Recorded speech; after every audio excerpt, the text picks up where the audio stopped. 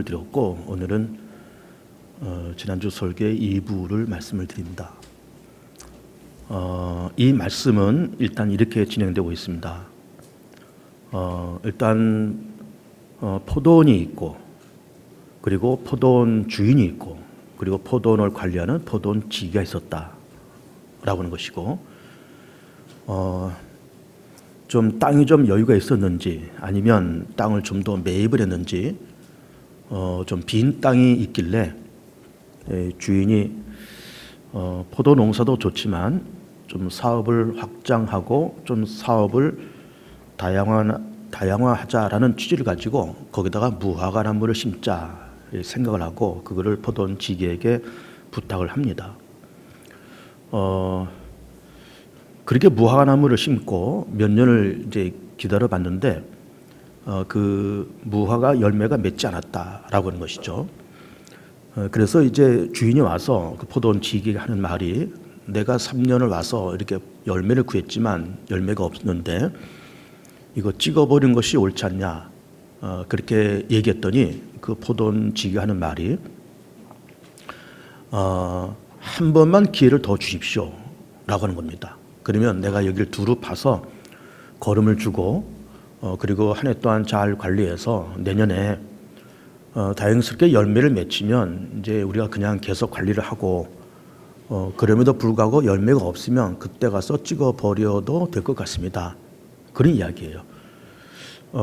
그러니까는 이 포도원 주인은 기업 마인드가 있는 사람이라 그랬습니다. 그리고 포도원의 지기는 어쨌든 자기가 몇 년 동안 수고했으니까 한 번만 기회를 더 달라라고 하는 거예요. 그러면서 이 포도원 지기가 하는 말이 한 번 더 기회를 주셔서 내년에 열매가 맺으면 그냥 놔두고 열매가 없으면 그냥 그때 와서 찍어버리면 좋겠습니다. 그런 얘기를 하는 거예요. 그러면서 이 포도원 지기와 포도원 주인의 생각이 다르다라는 걸 말씀을 드렸어요.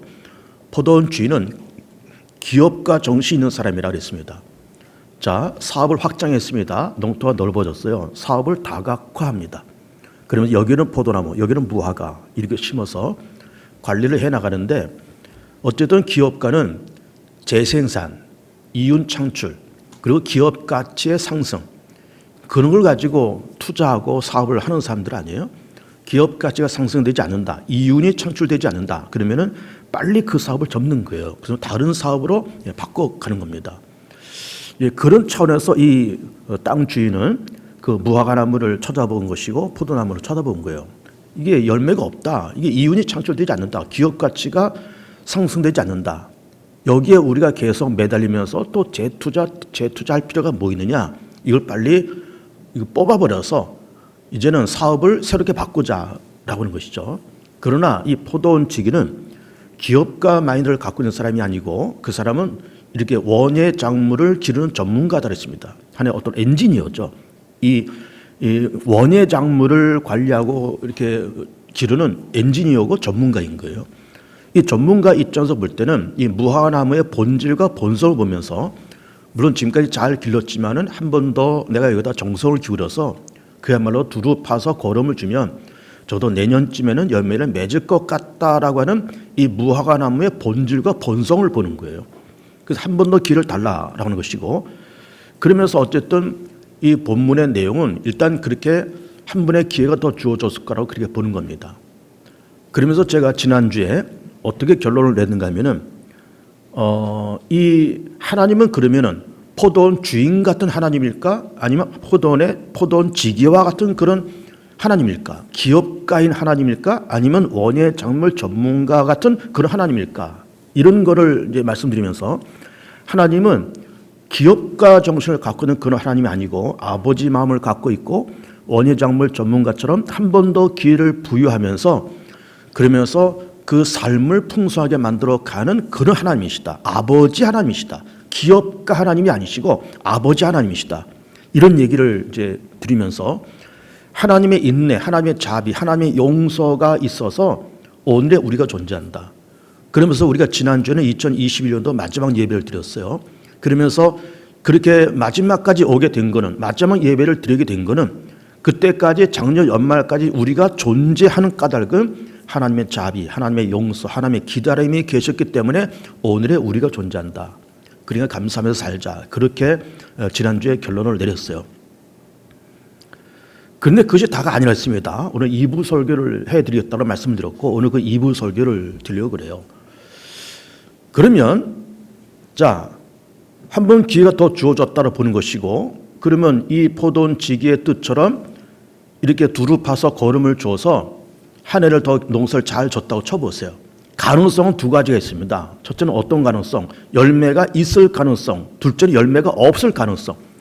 지금까지도 열매가 없었는데 내년에는 열매가 있다. 혹은 열매가 그럼에도 불구하고 없다. 있을 가능성, 없을 가능성이 그 두 가지가 다 있습니다. 근데 본문에서는 지금 이렇게 포도원지기가 주인한테 그렇게 얘기하면서 주인이 일단은 여기서 그럼 1년 더 기다리자라고 말을 하질 않아요. 그러나 우리가 유추해 보시는 거는 어쨌든 1년 더 기다렸다라고 보는 것이고 그러고 나서 1년 동안 농사를 져서 과연 열매가 있었느냐 없었느냐라고 하는 말하고 있질 않아요. 가능성 두 가지가 다 있다 그랬습니다. 열매가 있을 가능성 없을 가능성 다 있습니다.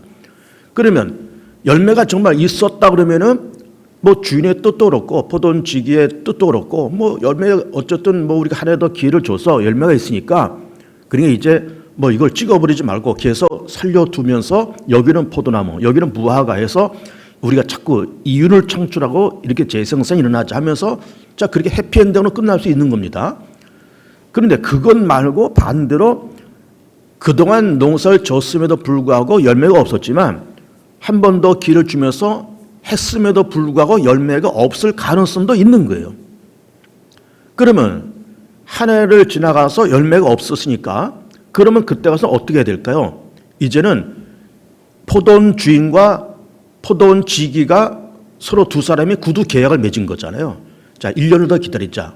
그래서 1년 지나서 정말 열매가 없으면 열매가 있으면 계속 가는 거지만 없으면 찍어버리자라고 두 사람이 구두 계약을 맺은 겁니다. 약속을 한 거예요.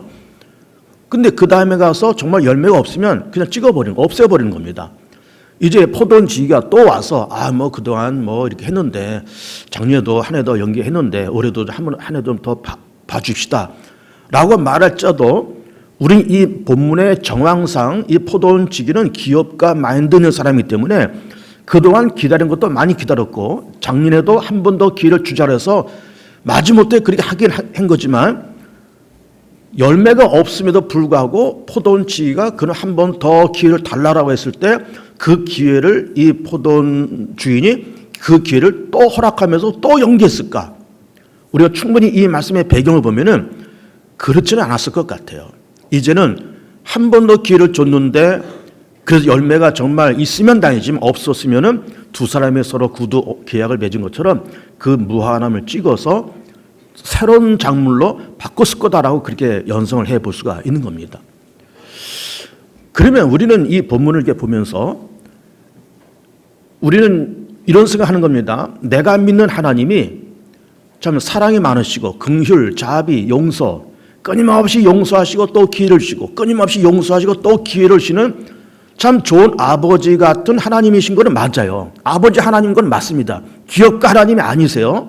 아버지 하나님이 맞아요. 용서하고 기다려주시고 사랑과 자비가 끝이 없으시고 또 기회를 주시고 또 기회를 주시는 참 사랑과 긍휼이 많으신 하나님이라고 하는 것이 여기에는 우리는 이론의 여지가 없습니다. 그렇다고 우리는 믿고 살고 있어요. 또 그것이 사실이고 그러면 사랑하고 용서하고 끊임없이 기회를 주신 그 하나님이지만은 무한정 사랑하시고 무한정 용서하시고 무한정 기다려주시고 기회를 2번, 3번, 100번, 1000번 무한정 기회를 열어주시는 그런 하나님일까?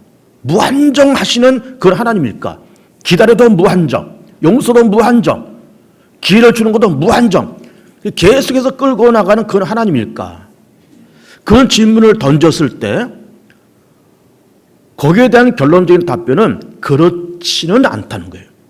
그렇지는 않다. 사랑하시되 사랑도 언젠가는 그것이 끊어질 때가 있는 것이고 용서하시되 그 용서가 언젠가는 끊어질 때가 있는 것이고 기다려주시고 기회를 주시지만은 그 기회와 기다려주심도 언젠가는 끊어질 때가 있다라고 하는 것이 하나님의 속성이에요. 물론 사랑, 관용, 용서, 기다림 다 있지만 우리 인간의 생각보다 훨씬 초월되는 기다림과 사랑이 있는 것이 사실이지만 무한대로 사랑을 베풀고 무한대로 용서하시고 무한대로 기다려주신 하나님은 절대로 아니더라 그 말이에요. 하나님에게도 뭐가 있다? 하나님에게도 임계점이 있더라 그 말이에요. 임계점. 그 임계점이라고 하는 거를 제가 설교 시간에 아마 한두 번 그동안 얘기를 했을 것 같습니다. 임계점. 과학적인 용어입니다. 사실은. 물이 100도에서 끓어요. 물이 90도, 98도, 99도 될 때까지는 별 변화가 없습니다. 근데 100도가 딱 되면 이 물이 부글부글 끓어요. 그 임계점이라는 것은 뭔가 하면은 물질의 상태가 변화되는 그 변곡점. 이것이 임계점인 겁니다. 그러니까 물이 가만히 있다가 100도가 딱 되니까 부글부글 끓어요. 이것이 100도라고 하는 것이 임계점인 겁니다. 또 액체였던 이 물이 얼잖아요. 0도가 되면 얼기 시작합니다. 보통 이제 수도꼭지를 틀면 나오는 그 찬물, 그 찬물이 보통 한 20도쯤 될 겁니다. 평균 한 20도쯤 될 텐데, 그 이 물이 이렇게 가만히 있다가 이 바깥에 이게 겨울에, 요즘 겨울인데 찬 날씨에 이 그릇을 냄비에 담아서 바깥에 내놓으면 이 물이 없니다. 근데 어는 것도 기온이 5도 안 옵니다. 3도 안 얼어요. 영상 1도 안 옵니다. 0도가 딱 됐을 때 살얼음이 살짝 얼기 시작하고 마이너스 5도, 마이너스 10도, 마이너스 20도가 되면 꽝꽝 얼어붙어요. 그럼 이 물이었던 이 액체였던 물이 딱딱한 고체 덩어리는 얼음으로 변화되는 그 변곡점. 이게 임계점인 겁니다. 0도가 임계점이고 100도가 임계점이에요. 물이었다가 100도가 되면 불불 끓으면서 기체로 변화돼요. 액체였던 물이 0도가 되고 그 떨어지면은 액체였던 물이 딱딱한 고체인 얼음이 돼버려요. 그래서 이 물질적인 성분이 변화되는 그 변곡점, 이게 임계점인 겁니다. 하나님에게도 임계점이 있다. 이 말이 무슨 말인가 하면은 하나님이 용서하고 관용하고 기다려주시고 무한정 용서를 하시고 기회를 주시는 하나님이 아니고 용서하시지만 기회를 주시지만 사랑하시지만 기다려주시지만은 그것이 언젠가는 변화될 때가 있다라 그 말이에요. 하나님께도 임계점이 있다라 그 말이에요. 그 성경의 근거가 어딘가 하면은 이스라엘 민족이 남부로 분리되고 북왕조가 721년, 남왕조가 586년에 멸망당하고 예수는 부활 승천 이후에 40년 지나서 주 70년에 로마의 침략을 받아서 예루살렘이 멸망당하는 그 주 70년의 사건. 그래 721년 사건, 586년 사건과 70년 그 사건이 하나님에게도 임계점이 있다고 하는 걸 보여주는 역사적인 사건인 겁니다. 자, 하나님이 이스라엘 민족을 선택하였습니다. 아브라함을 선택하셨어요. 아브라함은 주전 2000년 사람입니다. 아브라함을 선택해서 아브라함이 이삭을 낳고 이삭이 야곱을 낳고 12아들 낳으면서 이스라엘 민족 히브리인이 형성돼요. 하나님이 그 이스라엘 민족을 사랑하시면서 정말 눈에 넣어도 아프지 않을 만큼 내 새끼라고 이렇게 말씀하시면서 너는 내 백성이다. 나는 네 하나님이다. 내가 너를 보호하고 존귀하게 하겠다. 그렇게 하시면서 선택하시고 그 민족을 끌어안고 살아오시면서 무한한 사랑과 무한한 축복을 주셨어요. 그런데 이스라엘 나라가 주전 1000년에 세워지고 남북 분리되면서 북왕조가 721년에 폭삭 무너져요. 남왕조가 586년에 바벨론에서 폭삭 무너져요. 이상하잖아요. 하나님께서 당신께서 사랑하시고 당신께서 선택하신 백성이 이방 민족에 의해서 폭삭 무너져요. 그러면 721년 북왕조가 멸망하는 그 사건, 586년 남왕조가 멸망하는 그 사건이 뭘 말씀하는 사건인가 하면은 하나님을 사랑하시고 용서하시고 기다리시고 또다시 기회를 베풀어 주신 하나님이지만은 하나님에게도 임계점이 있다고 하는 걸 보여주는 역사적인 사건이었습니다. 예수님께서 탄생했습니다. 33년을 사십니다. 우리의 허물과 죄를 담당하시고 십자가에서 죽으십니다. 주후 약 한 30년쯤에 예수님께서 그리 십자가에서 죽으세요. 그리고 부활 승천하시고 나서 40년쯤 지나서 주후 70년에 로마가 예루살렘을 점령하면서 예루살렘이 무너집니다. 그야말로 돌 위에 돌 하나 남지 않고 다 무너지고 그때부터 시작해서 이스라엘 민족은 나라 없이 온 세계에서 유리방황합니다. 몇 년 동안? 무려 2000년 동안. 그러면서 1948년에 이스라엘 나라가 독립을 해요. 그러면 주 70년서부터 시작해서 1948년까지 약 한 1800여 년이죠. 그래서 이걸 흔히 2000년 그렇게 얘기하면서 이스라엘 민족의 잃어버린 2000년을 그렇게 얘기하는 겁니다. 주 70년부터 1948년까지 잃어버린 2000년 동안 나라 없이 주권 없이 유리방하면서 그래 살았어요. 왜 그랬을까요? 왜 70년에 로마의 침략을 받으면서 돌 위에 돌아남지 않고 다 그래 무너졌을까요? 하나님을 예배하는 그 성전이 하나님께로 선택받은 그 민족이 왜 이방 민족과의 침략을 받고 다 뿔뿔이 흩어지면서 무려 한두 해도 아니고 100년, 200년도 아니고 2000년 동안 나라 없이 방언했느냐 그 말이에요. 그래 주 70년에 예루살렘의 함락 사건도 하나님께도 임계점이 있다고 하는 걸 보여주는 결정적인 사건인 겁니다. 유대인들이 예수 십자가에 죽이잖아요. 물론 예수님께서 이 땅에 오셔서 우리의 허물과 죄를 다 담당하시고 예수님께서 하나님의 아들이 인간의 죄를 대신해서 십자가에서 죽는 사건이 한 번은 있어야 우리가 죄사함 받고 하나님께로 나아가는 길이 열리게 되는 거예요. 그래서 하나님께서 독생자 예수 이 땅에 보내셨고 예수님께서도 그 일을 하시려 이 땅에 오셨어요. 그런데 그렇게 죽으시는 길을 향해서 오셨는데 어쨌든 그 겉모습은 정치적인 어떤 헤게모니가 이렇게 있으면서 유대인들이 예수님을 그렇게 죽여요. 그러니까는 영적으로는 예수님께서 우리 위해서 죽으셨지만 표면적으로는 유대인들이 로마 정부가 그리고 유대인들이 예수님을 그렇게 십자가에 죽이는 거예요. 유대인들이 유대의 피를 타고 이 땅에 오신 하나님의 아들 죽여요. 유대인들이 하나님의 아들 죽여요. 유대인들이. 지난 20세기 때 2차 세계대전이 일어나면서 히틀러 나치 정권이 유대인들 600만 명을 가스실에서 죽였습니다. 여러 가지 이유가 있지만 유럽 사회에서는 유대인들을 좋아하지 않아요. 왜 그럴까요? 유럽 사회는 기독교 문화잖아요. 기독교 문화에서는 예수를 그리스도를 믿는 믿음의 중심인 거예요. 그런데 유대인들을 가만히 보니까 우리가 믿는 예수님이 유대인들 손에서 죽었다. 그런 시각으로 유대인들을 바라보니까 이 나치 정권이 유대인들을 그렇게 십자가에서 그렇게 가스실에서 600만 명을 죽인 겁니다. 뿐만 아니라 주 70년에 예루살렘이 로마에 침략받으면서 무너진 까닭도 예수님을 십자가에 죽인 유대인들이 나중에라도 회개하고 우리가 하나님의 아들을 죽였어. 우리가 우리 손으로 하나님의 아들을 죽였어. 그러면 통회하고 자복하고 그렇게 해도 전천을 파네. 예수님을 십자가에 죽이고 나서 그 이후로 성령이 강림하면서 사도 바울 또 예수님의 제자들 이런 사람들이 나가서 복음을 전하고 교회를 세우는데 복음을 핍박하고 기독교를 핍박하고 교회를 핍박하는데 유대인들이 또 앞장서요. 그러니까 하나님께서 위에서 이렇게 내다보시면서 유대인들이 그런 짓을 하는 것을 바라보시면서 하나님께서 유대인들을 선택하시고 사랑하시고 용서하시고 끝없이 그야말로 새로운 기회를 허락하셨지만 더 이상 안 되겠다. 이제는 끝이다. 끝내야 되겠다. 유대사를 끝내야 되겠다. 예루살렘 끝내야 되겠다. 라고 하시면서 주 70년에 예루살렘을 로마에서 무너뜨려 버린 거예요. 이스라엘 땅에 가면 사해 바다 옆에 마사다라고 하는 산이 있습니다. 마사다 꼭대기에서 유대 군인들이 수백 명이 마지막까지 로마 군인들과 전투를 하다가 더 이상 버틸 수가 없어서 우리가 이방인의 손에서 죽을 수 없다. 그러면서 스스로 그 수백 명이 거기서 자결하면서 전쟁이 끝납니다. 그러니 주 7년에 로마에 침략받아서 그야말로 돌에 돌아남지 않고 다 무너졌고 수백 명의 유대 군인들이 자결하면서 그 전쟁이 끝났는데 얼마나 비참합니까?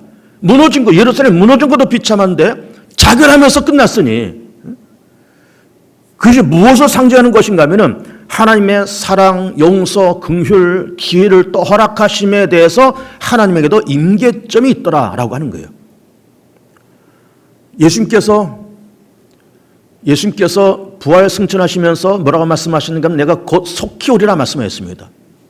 그리고 예수님의 승천 장면을 바라본 믿음의 사람들도 예수님 어서 오시옵소서 그랬습니다. 마라나타 어서 오시옵소서 그 말이거든요. 어서 오시옵소서. 예수님도 속히 오리라. 바라보는 유대인들도 믿음의 사람들도 마라나타 어서 오시옵소서. 그런데 속히 오리라고 말씀하신 그분이 2000년이 지나도 아직 안 오세요. 그러면 하나님은 그렇게 이 세상에 종말을 하고 예수님께서 부활 승천하시면서 하나님 보좌 우편에 앉아 계시다가 곧 오시리라 했으니까는 곧 오시면 좋을 텐데 왜 여태 안 오셨을까? 여태 안 오신 까닭은 하나님은 용서하시고 긍휼을 베푸시고 끊임없이 대한민국 사회를 비롯한 모든 인류에게 끊임없이 기회를 주시는 거죠. 새롭게 될 기회, 회개할 기회, 예수 믿을 기회를 끊임없이 주셨기 때문에 우리가 예수 믿고 교회를 다니고 있는 것이고, 하나님의 자비와 용서와 긍휼이 무궁하시기 때문에 2000년의 시간이 흘러갔어요. 그러니 2000년 시간이 앞으로 3000년, 4000년, 5000년 계속될 것일까? 아닙니다. 절대로 아닙니다. 하나님의 관용과 용서가 있어서 2000년의 시간이 지나갔지만 그 시간도 하나님의 관용과 용서도 언젠가는 임계점에 도달하면은 하나님의 아들 예수께서 이 땅에 다시 오실 거예요. 하나님의 임계점이 오면 오신다 그 말이에요. 하나님의 임계점이 오니까 721년, 임계점이 오니까 586년, 임계점이 오니까 70년. 하나님의 임계점이 오면은 예수께서 이 땅에 강림하시면서 세상을 심판하시고 그때가 종말이 올 것이고 그 이후로 하늘과 새 땅이 펼쳐질 겁니다. 하나님에게도 임계점이 있다. 그러면 우리에게도 임계점이 있지 않을까 생각해 보는 거예요. 자, 우리는 지금 2022년도 첫 주일 예배를 지금 드리고 있어요. 지난주에 제 설교는 하나님의 용서와 자비와 긍휼이 있어서 우리가 존재한다. 맞죠? 일단은 맞습니다. 그러나 제가 반전적인 설교하고 있는 거다 지금. 지난주에는 반전적인 설교하는 거예요. 지난주는 하나님의 자비가 있어 우리가 존재한다. 좀 좋은 얘기입니다. 그런데 임계점이 있다. 그런 얘기예요. 그런데 임계점이 있다. 그러면 우리가 지금 2021년도 지난주까지 그렇게 살아왔고 오늘은 2022년도 첫 주를 살아요. 그리고 우리는 이 한 해도 살 것이고 또 하나님께서 허락하시면은 우리는 앞으로 이 생을 좀 더 몇 년 더 살 겁니다. 그런데 우리는 22년도 첫 주를 맞이하면서 어떤 생각과 어떤 관점이 필요한가 하면은 지금 이 포도원 주인이 이 포도원 지게에게 1년 더 시간을 연장시켜 주잖아요. 기회를 한 번 더 주는 겁니다. 사실 이것이 마지막 기회였어요. 그렇잖아요. 마지막 기회입니다. 그동안 몇 번 왔다 갔다 하는 것 아닙니까? 3년 동안 왔다 갔다 하는 것 아니에요? 그런데 이 포도원 농부는 한 해만 더 기회를 달라. 한 번 더 기회를 달라 그 말이야. 이건 마지막 기회예요. 그러면서 이 주인도 뭐 내가 몇 년 왔다 갔다 하면서 열매를 구하려고 했지만은 얻은 것이 없지만 뭐 포도원 지기가 한 번 더 기회를 달라 그러니 그냥 못 이기죠. 그래 내가 한 번 더 기회를 주되 이 말씀에 기록되어 있지는 않지만 이 말씀에 우리가 첨부하고 싶은 그 문구는 뭔가 하면은 이 주인이 그런 말을 분명히 했을 겁니다. 야 포도원 지기 너 그렇게 말을 하니까 내가 한 번 더 기회를 주지만 거기에 대해서 뭐라고 했을까요? 그게 마지막이다 얘기했을 거예요.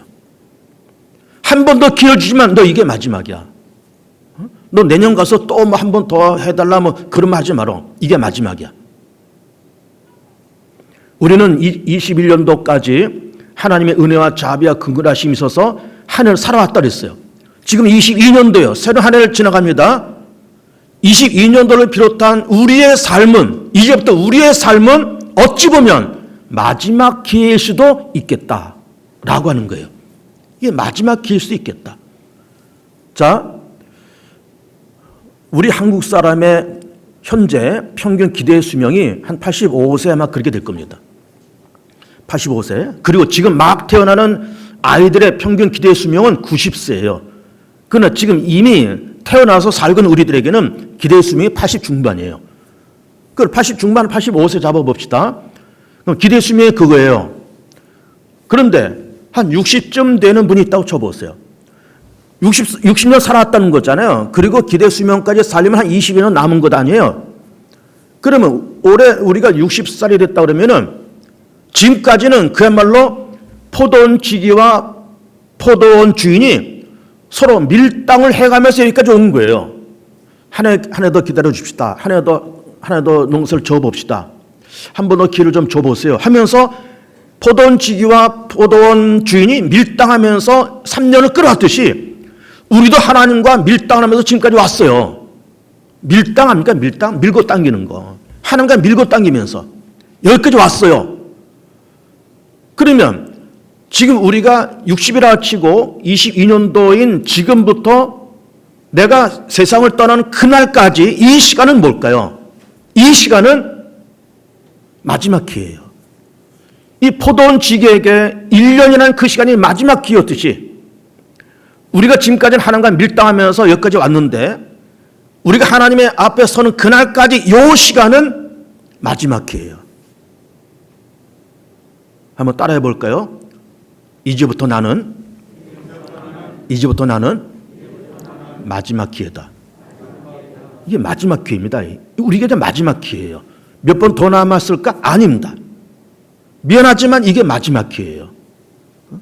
지금 이 포도원 주인과 포도원 지기와의 이 계약이 이게 마지막이에요. 그 다음에는 열매가 없다. 찍어버리는 거예요. 우리는 지금까지 하나님과 밀당하면서 어제 포도원 농부와 포도원 지기가 밀당하면서 3년 왔어요. 하나만 더 달라는 것 아니에요. 이건 마지막 기회예요. 우리도 지금까지 하나님과 밀당하면서 여기까지 왔어요. 이제부터 우리는 마지막 기회입니다. 더 이상 미룰 기회가 없어요. 이게 마지막 기회예요. 그리고 마지막 기회도 놓쳐버리면 다 끝나버려요. 그러면 721년, 586년, 추후 70년, 예수님의 재림 꽝, 721년 꽝, 586년 꽝, 70년 꽝, 예수님의 재림 꽝. 이게 하나님의 임계점이에요. 이게 우리에게 남은 마지막 기회입니다. 앞으로 우리가 지금 살아가고 있고 하나님 앞에 가는 그날까지 이 시간은 마지막 기회인 겁니다. 나는 이제 마지막 기회를 가고 있다라고 하는 절박감이 필요합니다. 절박감이. 자, 이 마지막 기회를 기가 막히게 잡아서 인생 반전을 일으키는 사람이 있죠. 성경에 구약, 신구약의 대표적인 사람을 들어볼게요. 구약의 대표적인 사람은 다윗이고 신약의 대표적인 사람은 사도 바울입니다. 구약의 대표자 마지막 기회를 잡은 사람은 다윗이에요. 다윗도요, 참 하나님 앞에 바로 설 때까지 마지막 기회를 잡을 때까지 참 죄가 많은 사람이에요. 잘못과 허물이 많은 사람이에요. 근데 하나님께서 마지막 기회를 줍니다. 마지막 기회를 잡고 그러면서 다윗이 하나님의 성전을 지으려고 하는 그런 열심을 품고 잘 준비하고 그 아들 솔로몬대에 가서 성전 건축도 하고 나라가 평안해지고 국력, 경제력 막강해지고 어떻게 해서 마지막 기회를 잡았거든요. 하나님께서 다윗에게 마지막 기회를 줬습니다. 야, 너 다윗, 너 지금까지 별짓 다 하면서 살았는데 나 다 기억하고 있어. 네가 저지른 그 모든 죄, 허물, 실수 거기에 대해서 내가 너를 얼마든지 징계할 수 있지만 내가 지금까지 참았다.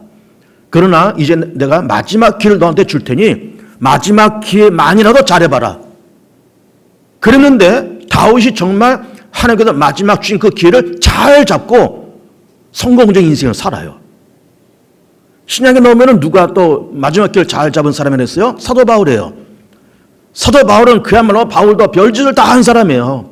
교회 무너뜨리고 예수 핍박하고 제자 공동체들 와해시키고 그런 일만 하러 돌아다니는 사람이에요. 교회 무너뜨리는 일에 앞장서 다녔던 사람이에요. 예수를 무너뜨리고 기독교를 무너뜨리고 앞장섰던 사람이에요. 이거는 천번 받아도 마땅한 벌입니다. 마땅한 그런 죄예요. 하나님께서 바울을 선택하시고 사도 바울이 다메섹 갈 때 부활하신 예수께서 그를 만나시고 그러면서 사도 바울에게 마지막 기회를 주는 겁니다. 바울, 너 지금까지 별짓을 다 하면서 살았다. 너 앞장서서 교회 핍박하고 앞장서 예수 믿는 사람들 잡아 죽이고 옥에 가두고 너 그런 일을 했지. 네가 저지른 모든 죄에 대해서 내가 너를 징계하고 치료한다 그러면은 넌 벌써 끝장날 뻔했던 인생이었어. 그럼 내가 너한테 마지막 기회를 줄 테니 이 마지막 기회를 놓치지 말고 한번 잘해봐라. 바울이 그걸 붙잡은 겁니다. 그 마지막 기회를 붙잡고 그야말로 목숨 걸고 복음을 전하고 목숨 걸고 교회를 세우고 목숨 걸고 주님을 위해서 충성을 다해요. 그러면서 인생을 끝내요. 다윗, 사도 바울 그런 사람들입니다.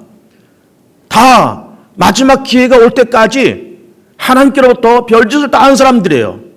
근데 하나님께서 주신 그 마지막 기회를 붙잡고 이거를 그냥 없애지 않고 그전처럼 살지 않고 충성을 다하고 열심을 다하고 그렇게 살았던 사람들에게 다윗은 성군으로 사도 바울은 신약성의 절반을 쓰고 위대한 대사도로 존경받고 있는 겁니다.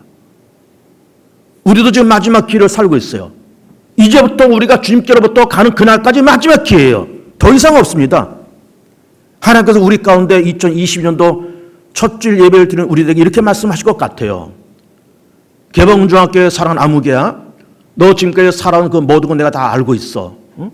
네가 살아온 거 그거에 따라서 내가 너를 징계하고 책벌하고 치료한다 그러면 너는 벌써 세상을 떠났어야 돼. 그러나 내가 어쨌든 지나간 시간은 지나간 시간이고 내가 너한테 마지막 기회를 줄 테니 한번 잘해봐라. 이 음성을 오늘 우리가 들어야 됩니다. 이 시간 우리가 들어야 됩니다. 그 마지막 기회가 언제라고요? 오늘부터 시작해서 내가 주님께 부름받는 그날까지의 마지막 기회예요. 더 이상 없습니다. 더 이상 없습니다. 그러니 우리는 뿌리를 내리고 이제 열매를 맺어야 돼요. 따라해 볼래요? 뿌리를 내리고 열매를 맺자. 마지막 기회라니까요. 우리 이제 마지막 기회예요. 뿌리를 내리고 열매를 맺으세요. 우왕좌왕 좌충우돌 그렇게 살지 마시고 뿌리를 내리세요. 개봉중학교에 뿌리를 내리시고 믿음의 자리에 뿌리를 내리시고 내 사명에 뿌리를 내리시고 주께서 맡기는 달란트에 뿌리를 내리시고 그리고 좌충우돌하지 말고 그리고 좋은 열매를 맺으세요. 좋은 열매를 맺으세요.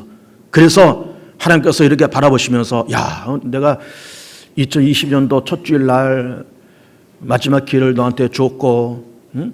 뿌리를 내려라 열매 맺어라 얘기했는데 시간 지나가면서 너 정말 좀 잘했다. 뿌리 잘 내리고 열매 잘 맺는구나. 참 고맙다. 너 보기 좋다. 라고 인정받으면서 그 하나님의 인정을 받고 하나님께로부터 보람과 기쁨을 안겨드리고 마지막 기회를 선영하면서 세상을 떠날 수 있는 그런 우리 모두가 다 되었으면 좋겠습니다. 저도 마찬가지고 여러분도 마찬가지고 다 마지막 기회예요. 그래서 뿌리를 잘 내시고 아름다운 열매를 맺으시면서 하나님 앞에 좋은 모습으로 우리가 들림받을 때 좋은 모습으로 그분 앞에 갈 때 좋은 모습으로 한번 가봅시다. 좋은 모습으로. 야, 너 정말 내가 너한테 마지막 기회 줬는데 그때 22년도 첫 주일날 좋은 마지막 기회를 줬는데 참 뿌리를 잘 내리고 열매를 잘 맺었구나. 고맙다. 그래 잘했다. 참 보람되다. 하나님도 기뻐하시고 우리도 참 보람 있게 그분 앞에 설 수 있는 그런 모든 복된 교우들 다 되시기를 축복합니다.